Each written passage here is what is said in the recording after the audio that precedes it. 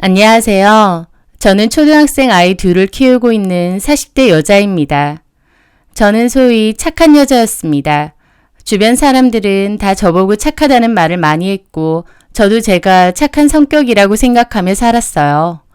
착하다는 거 정말 좋죠. 세상에 아무리 못됐고 이기적인 인간들이 판을 치고 산다고 해도 결국은 착한 사람들이 승리한다고 생각합니다. 하지만요. 착한 것과 마냥 참고 삭히는 건 다른 것 같아요. 저는 제 감정도 억누르고 살았고 제가 하고 싶은 말도 못하고 뭐든지 꾹꾹 참기만 하고 살았거든요. 어쩌면 저는 착한 성격이 아니라 감정 표현도 솔직하게 하지 못하는 모질이로 살아왔을지도 모릅니다. 물론 이제는 그렇게 안 살려고 하지만요. 저희 남편은 위로 누나와 형이 있고 아래로는 남동생 하나가 있습니다. 저는 아주버님, 시누, 시동생까지 다 골고루 있는 셈이죠. 아주버님과 형님은 결혼을 해서 가정이 있고 시동생은 군대 제대한 대학생입니다. 저는 남편과 결혼 후 둘째가 2돌 때쯤 회사를 그만두게 되었습니다. 다니던 회사가 사정상 문을 닫게 되었거든요. 큰 회사는 아니어도 대학 졸업하고부터 결혼하고 나서까지 사장님하고도 가족처럼 잘 지내고 다녔던 회사인데 회사 사정이 몹시 악화되다가 결국 문을 닫게 되었습니다. 저도 그 바람에 실직을 하게 된 거고요. 하지만 그맘때 둘째가 몸도 많이 약해서 자주 아팠던지라 차라리 잘 됐다 생각하고 아이 돌보는 것에만 전념했습니다. 아이들이 조금 크고 나면 나중에라도 재취업을 해야겠다 생각했는데 그것도 쉽지 않아 그 뒤로는 계속 주부로 지내게 되었지만요. 제가 주부로 지내고부터는 시댁의 온갖 대소사는 다 제 책임이 되었습니다. 제가 맏며느리는 아니지만 바깥일을 하지 않는 가정주부이기 때문에 다른 사람들보다는 시간이 많다는 것도 이유였습니다. 저 결혼하고 2년 뒤에 시아버지가 돌아가셨고 그 뒤로 시어머니는 혼자서 계셨는데요. 저희 시어머니는 말도 좀 함부로 툭툭 하시고 기분 나쁘면 고함도 잘 지르세요. 저도 시집 왔을 때 시어머니가 다짜고짜 화내고 소리를 지르셔서 너무 당황스럽고 무섭기도 했는데 시간이 지나면서 나중에는 저도 그러려니 하게 된 것도 있습니다.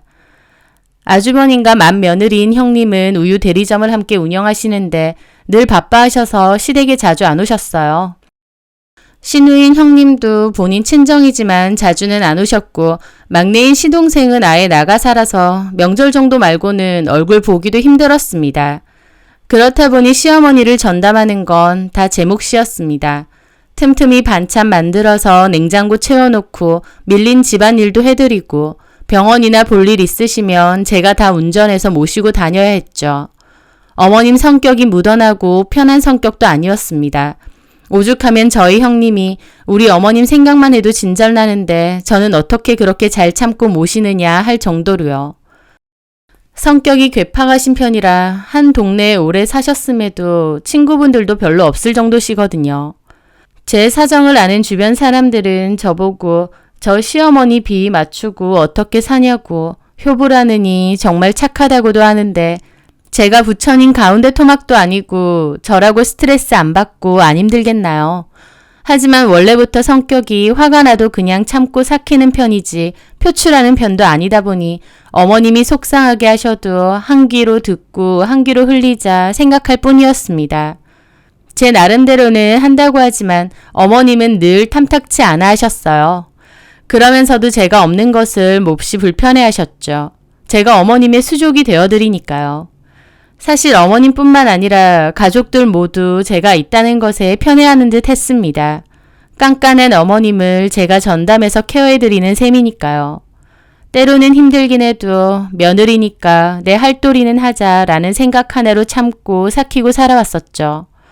그러다가 어떤 일을 계기로 더 이상은 이렇게 살지 말자라는 생각으로 바뀌게 되었습니다. 그 계기의 시작은 저희 엄마가 위암 3기로 수술을 받으신 때부터였어요. 엄마는 위암 때문에 수술을 한번 받으셨고 그 뒤로 6개월가량이 지나서 다시 병원에 입원하시게 되었습니다. 퇴원 후 폐렴을 앓으셨는데 그때부터 급속도로 몸 상태가 안 좋아지셨거든요. 다시 입원해서 보니 여러 장기들에 전이까지 많이 되어 있었어요. 아랫배 쪽에는 겉으로 봐도 아기 머리통만한 큰 종양이 잡힐 정도로 심각하시고 아무것도 드시질 못해서 그 통통하고 부드럽던 엄마의 팔은 미이라처럼 비쩍 말라갔죠. 그런 엄마를 지켜보는 저는 눈물만 났습니다. 병원에서도 상태가 많이 좋지 않다 보니 하루하루 지켜봐야 된다고 하셨어요. 그래서 제가 아예 병원에서 숙식하면서 엄마 옆을 지켰습니다. 저는 오빠랑 동생 하나가 있는데 오빠는 엄마의 병원비 중 비급여 부분은 거의 전담을 했었습니다. 오빠도 사는 게 막 넉넉지는 않다 보니 철야까지 뛰면서 병원비를 마련하는데 애를 썼죠. 저희 동생은 저희 집에서도 편도 4시간 거리에 멀리 떨어진 지역으로 시집을 갔다 보니 병원까지 오기가 힘들었어요. 그래도 시간 나는 대로 틈틈이 올라와서 엄마도 돕고 저도 도와주었습니다. 올 때마다 저 먹을 거나 영양제 같은 것도 잔뜩 싸들고 왔죠. 제 건강도 챙기라고요. 오빠나 동생이나 저한테만 간병을 맡겨서 미안했지만 엄마의 마지막이 얼마 남지 않았다면 내가 그 곁을 지키겠다는 생각이 컸습니다. 저는 그런 상황을 남편에게도 말했죠. 엄마의 상황이 안 좋으니 병원에서 지내겠다고요. 하지만 병원에서 지내는 동안에도 틈틈이 집으로 와서 남편과 애들 먹을 반찬도 해놓고 밀린 집안일도 해놓고 가곤 했습니다. 아이들이 초등학교 고학년이다 보니 학교 다니고 학원 다니느라 집에 있는 시간이 많지도 않았고 저녁밥 정도만 차려주면 알아서 방에서 공부하고 시간을 보냈습니다. 다행히 손이 그렇게 많이 갈 때는 아니었어요. 그럼에도 제가 그렇게 한다는 것을 시어머니가 알게 되고 몹시 언짢아 하셨습니다. 왜 우리 아들이 퇴근하고 와서 피곤해 죽겠는데 밥하고 청소하고 애들 뒤치다거리까지 다 해야 되느냐. 그거 네 일 아니냐라고 하시면서요. 솔직히 남편이 반찬 꺼내서 애들 밥 차려주는 건 맞지만 나머지 집안일은 남편도 손 하나 까딱 안 합니다. 세탁이고 설거지고 그대로 놔두거든요. 어쩔 때는 설거지가 며칠 돼 있어서 벌레가 꼬여도 냅두는 경우도 있었죠. 이 정도는 좀 해놓지 싶은 생각도 들었지만 구태여 말하지는 않았습니다. 그럼에도 어머님은 툭 하면 전화와서 언제까지 거기 있을 거냐, 왜 내 아들 고생시키냐, 너네 오빠랑 네 동생은 뭐하고 너만 가 있느냐, 간병인은 안 쓰냐 등등 각양각색으로 뭐라고 하셨어요. 하나밖에 없는 사랑하는 엄마가 저렇게 아파하고 힘들어해서 그 곁에서 간병 좀 해드리고 싶은데 길지도 않은 그 기간도 못 참아서 하루가 멀다 하고 저에게 전화에 닥달하시는 거였죠. 힘들었지만 그냥 네 흘려들었습니다. 그러다가 결정적인 일은 시어머니의 생신이 다가오면서부터였어요. 어머님은 당신이 생신 며칠 전부터 전화해서는 물어보시더군요. 너 내 생일은 어쩔 거냐? 그날도 병원에 있을 거야? 그 말에 제가 죄인처럼 그랬습니다. 어머님, 죄송해요. 올해 생일은 다른 때처럼 생신상 봐드리기는 힘들 것 같아요. 제가 아가씨랑 형님하고 잘 의논할게요. 라고 했습니다. 결혼하고 매해 어머님 생신상은 제가 전담해서 차렸어요. 갈비며 전, 잡채, 생선, 나물 등 새벽 밤잠 설쳐가며 갖은 음식들 만들어서 생신상 차려드렸습니다. 그렇게 생신상 차리면 작은 아버지들까지 다 모시고 대접했고요. 저 결혼 전까진 생신 때 외식도 하셨다고 하는데 결혼하고 나선 어머님이 그렇게 받고 싶다고 하셨어요. 저도 1년에 한 번 있는 생신이시니 좋은 마음으로 차려드렸고요. 아가씨나 형님은 초반에는 조금 도와주시다가 나중에는 아예 제 전담이 되어버렸죠. 10년 넘게 그렇게 정성으로 생신상 차려드렸지만 이번에는 특수한 상황이니 올해는 힘들 것 같다고 말씀드린 거였어요. 그런데 어머님은 혀를 끌끌 차시더니 전화를 탁 끊으시더라고요. 좀 서운해하시긴 하겠지만 어쩔 수 없다 생각했습니다. 그리고 형님께 어머님 생신에 대해 얘기하니 이번에는 나가서 외식하면 될 것 같다고 매번 동서가 그렇게 생신상 차리는 것도 보통 일이 아니라고 하시더라고요. 저는 감사하다고 그렇게 좀 해주셔라. 나는 가기 힘들 것 같다고 말씀드렸으니 나 대신 잘 좀 챙겨주셔라 했죠. 그런데 생신 전날 엄마 상태가 안 좋아져서 급하게 의사 불러 처치하고 한숨 돌리고 있는데 문득 폰을 확인해 보니 어머님으로부터 부재중 전화가 3통이나 와 있는 겁니다. 병실이다 보니 전화는 진동벨이나 무음으로 해놓았는데 그 사이에 3통이나 전화를 하신 거였죠. 저는 무슨 일인가 싶어서 나가서 전화를 받았는데 받자마자 야, 너 진짜 끝까지 거기만 처박혀 있을 거야? 시어머니 생일이면 와서 국이라도 한 솥 끓여놓고 나가던지! 라며 소리를 고래고래 지르시는 겁니다. 그 순간 저도 기분도 너무 상하고 서운한 감정도 확 몰려오는 거예요. 못 간다고 여러 차례 말씀드렸고 형님이 생신 때 외식할 거라고 알아서 할 거니까 동선을 신경 쓰지 말라고 친정 어머니 간병이나 잘하라고 했었습니다. 그런데 다짜고짜 전화해서 소리를 질러대시는 거예요. 저도 그 순간 너무 화가 나서 따졌죠. 제가 논다고 안 간다고 하는 것도 아니고 진짜 너무하는 거 아닌가 싶더군요. 어머님, 저희 친정엄마 오늘 내일 하시는 상태세요. 근데 어머님은 저한테 꼭 생신상을 받으셔야겠어요?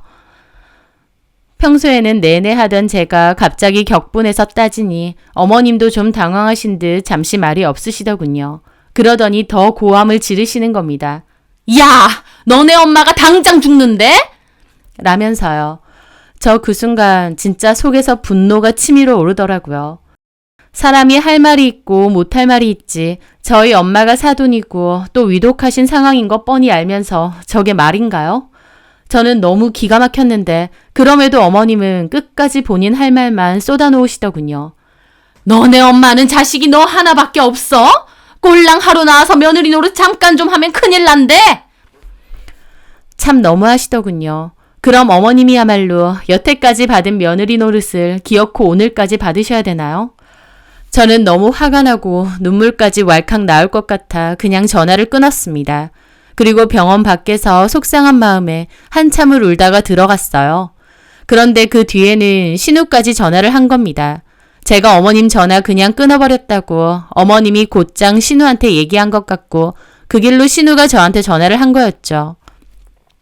옳게 상황이 어찌됐든 친정엄마 챙기고 하는 것도 며느리 노릇은 해가면서 하는 거야. 애들이고 남편이고 다 내팽개치고 병원에만 목매는 거 다 모른 채 하고 가만히 있었는데 해도 이건 아니지. 다른 날도 아니고 시어머니 생신 때까지 입 싹 닫고 아무것도 안 한다는 거야? 라며 따지는 겁니다. 참 이런 사람들을 가족이라 생각하고 살았나 싶고 자기 엄마한테 잘할 때는 고맙다, 옳게밖에 없다 하더니 한 번 안 챙겼다고 바로 싫은 소리부터 내뱉더군요. 저를 여지껏 어떻게 생각했는지 너무나도 잘 알겠더라고요. 그저 자기 엄마 돌봐주고 모시고 본인들이 싫은 거 귀찮은 거 대신해주는 사람밖에 안 됐던 것 같았습니다. 저는 형님에게도 그렇게 말하시는 거 아니라고 저희 엄마 상태 아시고도 그렇게 말하시냐 했습니다. 그랬더니 말은 오늘 내일이라고 하시지만 지금 거의 3주 가까이 병원에 있는 거 아니냐고 그 정도면 괜찮으신 거 아니냐 그러더군요. 그러면서 저보고 상황이 어찌됐든 본인 할 일은 해야 된다고 하면서요. 도대체 제 할 일이 뭔가요? 자기 엄마 생신상 차려주고 집안일 해주고 뒤치다꺼리 하는 게 제 일인가요? 저는 진짜 지긋지긋하다는 생각을 하며 전화를 끊었습니다. 그리고 곧바로 남편에게 전화를 했어요. 남편이 받자마자 어머님이랑 형님이 나한테 이렇게 말하신다. 진짜 너무들 하신 거 아니냐는데 남편 하는 말이 과간이었습니다. 솔직히 엄마나 누나나 틀린 말도 아니잖아. 당신 병원에 그렇게 가 있으니까 나도 너무 불편하고 힘들어. 애들도 제대로 못 챙기고. 이게 뭐냐? 다 힘들게. 그리고 생신도 그래. 잠깐 와서 음식 몇 가지 해드리고 가면 되잖아. 그게 그렇게 힘든 것도 아니고.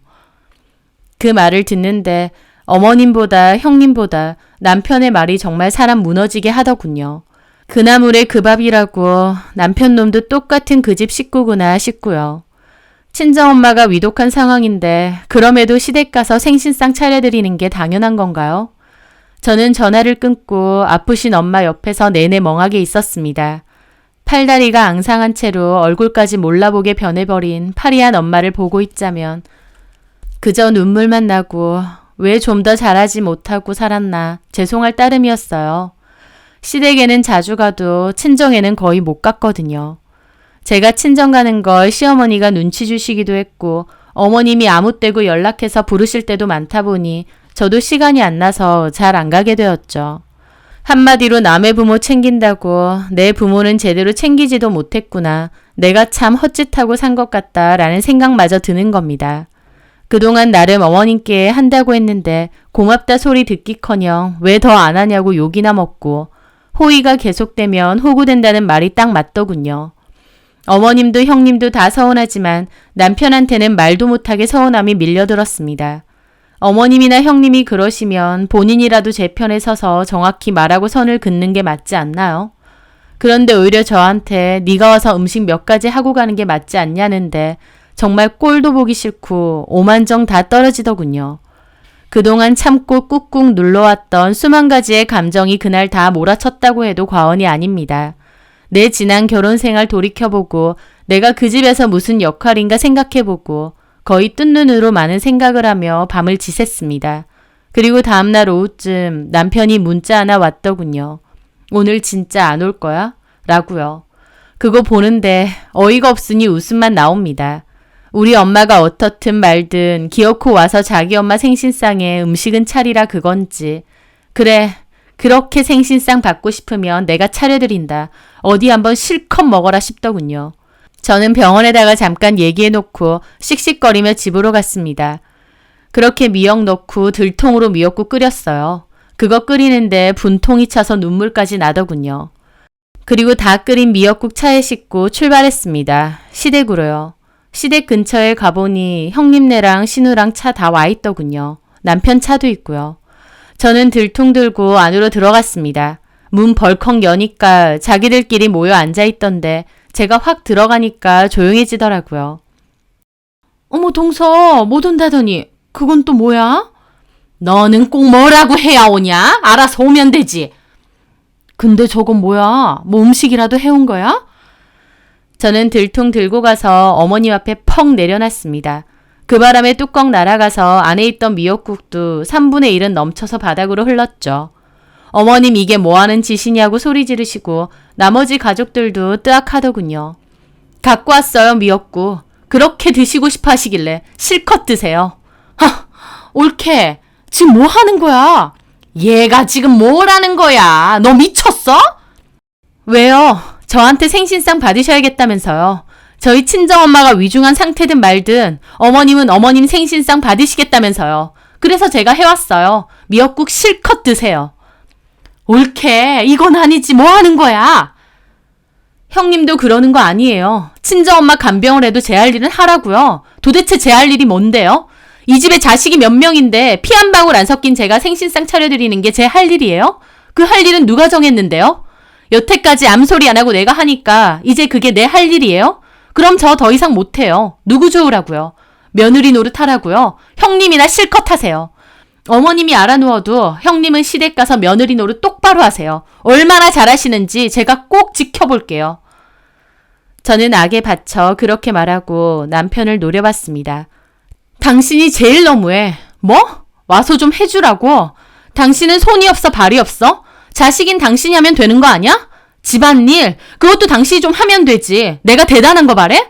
애들 케어 힘들다고? 당신 자식들 아니야? 이것도 힘들고 저것도 힘들어서 다 나한테 떠넘기고 돈을 벌면 뭐 얼마나 대단하게 잘 벌었는데 내가 그 돈으로 호의호식이라도 했어?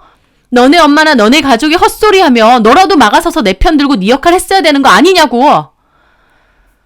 저는 눈이 돌아서 정말 악쓰며 소리를 질렀습니다. 살면서 저의 그런 모습을 처음 본 시댁 식구들은 입이 떡 벌어졌더군요. 당신들은 손이 없어 발이 없어. 우리 엄마 아파서 말 그대로 오늘 내일 하는데 기어코 와서 너네 엄마 밥 차리라고 하는 당신들이 인간이야? 네, 어머님 해왔으니까 실컷 드세요. 제가 아주 두고두고 드시라고 잔뜩 해왔네요. 앞으로 제가 해드리는 밥 먹을 일 없을 거니까요. 저는 그렇게 다 토해내고 집을 나갔습니다. 속에 있던 걸 다 끄집어내기라도 한 듯이 시원하기도 했고 한편으론 허무하기도 하고 수많은 감정들이 몰아치더라고요. 저는 떨리는 손으로 운전해서 곧장 병원으로 왔습니다. 누워있는 엄마를 보는데 눈물만 나고 옆에서 조용히 흐르는 눈물만 휴지로 찍었습니다. 그 사달이 나고 당연히 시댁 식구들과 남편에게서 온 전화로 전화기에는 불이 났어요. 저는 일체 전화 받지 않았습니다. 제가 하고 싶은 말 다 했고 정말 끝장 볼 생각으로 간 것도 맞으니까요. 몇 시간 뒤 남편이 병원으로 와서 얘기 좀 하자고 하더군요. 그리고는 복도로 가자마자 진짜 너무한 거 아니냐고 당신 참 무서운 사람이다 소리부터 하는 겁니다. 내가 미역국을 당신 면상에 엎기라도 했어? 뭐가 무섭다는 거야? 시어머니 드시라고 미역국 잘 끓여서 배달까지 해드리는데 와서 음식 좀 해달라며. 원하는 대로 해준 거 아니야. 와, 아무리 그래도 이래도 되는 거야? 앞으로 우리 엄마 얼굴 어떻게 보려고? 그 말에 저는 웃음만 나더군요. 내 말 허투루 들었어? 나 앞으로 어머님 볼 일 없어. 내가 그렇게 했을 때는 앞으로 다시는 안 보겠다 마음먹고 한 거라고. 그게 무슨 말이야? 이혼이라도 하겠다는 거야? 와이프 호구 취급, 몸종 취급하는 인간이랑은 더 못 살겠어. 이런 아무것도 아닌 일로 진짜 이혼을 하자고? 이런 일이 뭔데? 입장 바꿔서 당신이 내 입장이라고 해도 아무것도 아닌 일이야? 이혼하면 뭐 별거 있어? 뭐 해 먹고 살 건데? 그건 내가 알아서 해. 당신은 양육비나 똑바로 보낼 생각이나 해. 뭐라고? 여태까진 아주 편했지. 괴팍한 너네 엄마 나한테 맡겨놓고 적당히 효자 노릇만 하고. 여태까지 그렇게 살아왔는데 이제 와서 보니 내가 호구짓 한 거밖에 없네. 더 이상은 그렇게 안 살아. 너네 엄마, 너랑 네 형제들이 잘 모시고 살아. 원래 그렇게 했어야 되는 거야. 저는 그렇게 말하고 다시 병실로 들어갔습니다. 남편도 씩씩대며 가버린 것 같고요. 저는 그렇게 이혼에 대한 마음을 다졌는데 그 뒤로 엄마가 일주일 정도 더 있다가 결국 돌아가셨습니다. 너무 가슴 아프고 더 잘해드렸어야 되는데 한이 맺히더라고요. 장례를 치렀고 아주버님네는 오셨는데 시어머니와 신우는 끝끝내 오지 않았습니다. 남편도 와서 자리 지키긴 했지만 어쨌든 제 마음은 변할 것이 없었고요. 오히려 엄마 돌아가시고 나니 제 마음은 더 확고해지더라고요. 엄마 장례 치르고 한 달 정도 뒤에 다시 이혼 얘기했습니다. 남편은 진짜 이혼할 거냐고 따졌지만 저는 이렇게 계속 살고 싶지 않다고 했습니다. 그렇게 기나긴 협의 끝에 남편에게 재산 분할 명목의 돈과 더불어 매달 양육비를 받기로 하고 끝을 냈습니다. 저는 비어있는 엄마의 집에 들어가서 아이들과 살기로 했어요.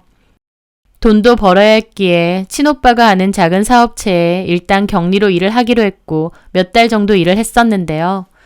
사실 워낙 작은 사업체라 격리까지 필요 없음에도 오빠가 일부러 저를 고용해 준 거였죠. 그러던 와중 너무나도 고맙게 예전에 일했던 사장님으로부터 연락이 왔습니다. 알고 보니 사장님은 몇 년 전부터 다시 사업을 시작하셨고 재기에 성공하셨다고 했어요. 그때 저를 포함해서 오랫동안 일해준 사람들에게 다시 올 수 있으면 오라고 연락을 했는데 저는 중간에 연락처가 한번 바뀌었거든요. 그래서 저한테는 연락을 못 하셨다고 했습니다. 그러던 도중 저희 엄마 모친상일 때 그 소식을 들은 동료가 빈소에도 참석을 해주었는데요. 그 동료가 사장님께 제 바뀐 연락처를 전달해 주었던 거였죠. 사장님은 제가 일할 때 일도 야무지고 싹싹하게 잘해줘서 참 고마웠다고 여건이 되면 다시 와서 일해달라고 하시는데 너무 감사하더라고요. 그렇게 다시 사무실에 출근을 하며 제 일을 시작했고 아이들도 잘 키우고 있습니다. 주변에서는 제 이혼을 두고 착한 사람이 화나면 무섭다더니 그때 그 말 한마디로 이혼까지 하느냐고도 하더군요. 하지만 이혼이 장난도 아니고 남편의 그 한마디로 이혼까지 한 건 아닙니다. 그동안 자기 엄마를 당연하다는 듯 저한테 맡겨놓은 것, 본인 엄마는 잘 챙겨주길 바라면서 정작 저희 친정 식구들에게는 남보다도 못하게 한 거, 그 모든 것들이 다 쌓이고 쌓였다가 이혼 결정을 내리게 된 거죠. 이혼 후에 동서인 형님한테서 전화가 온 적이 한 번 있는데요. 제가 없는 데다 다른 자식들도 다 어머님에 대해서 나몰라라 하는 상황이라서 맏며느리인 형님한테 불똥이 튀었대요. 맏며느리니까 네가 이제 맡아서 보란 식으로요. 그래서 형님도 열받아서 이 집에 자식이 몇 명인데 왜 나한테 하라느냐고, 이러니까 동서도 이혼한 거 아니냐고 뒤집어 엎었다고 하더라고요. 참 그 집 사람들도 진짜 안 변하는 것 같습니다. 살면서 늘 제 감정 억누르며 살았고 하고 싶은 말도 참으며 살았어요. 하지만 이제 와서 보니 그렇게 하면 제 속에 억울함만 쌓이고 분노만 쌓이는 것 같더라고요. 오히려 내 감정 제대로 말할 줄 알고 표현도 할 줄 아는 게 진짜 성숙한 자세구나 라는 것을 알게 되었습니다. 뒤늦게 알게 됐지만 그만큼 앞으로는 제 마음이 하는 소리를 잘 듣고 살려고 합니다. 제 사연 들어주셔서 감사합니다.